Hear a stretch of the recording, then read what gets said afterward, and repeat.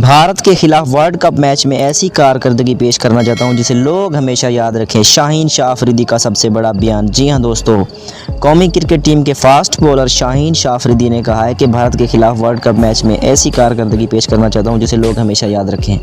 ایک انٹرویو میں قومی ٹیم کے سپیسر نے کہا ہے کہ کیریئر میں ایسا وقت آتا ہے کہ آپ اپنی پہچان بنانے کے لیے پرعزم ہوتے ہیں۔ ایسے مواقع بڑی ٹیموں کے خلاف ہی ملتے ہیں۔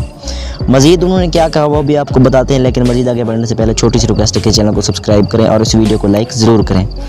گزشتہ برس میرا بھارت کے خلاف پہلا T20 میچ تھا۔ پاکستان کا بھی ورلڈ کپ میں روایتی حریف سے نہیں جیتا تھا۔ انہوں نے کہا کہ میں یادگار کارکردگی پیش کرنے کے عزم لیے میدان میں اترا ہوں۔ میں روہت شرما کی ان سوئنگنگ یارکر پر مشکلات کا مشاہدہ کر چکا ہوں۔ ان کا کہنا تھا کہ پہلی گیند ہی ایسی کی۔ میں شعیب ملک کے ساتھ کھڑا تھا۔ انہوں نے پوچھا کہ کیا گیند سوئنگ ہو رہی ہے؟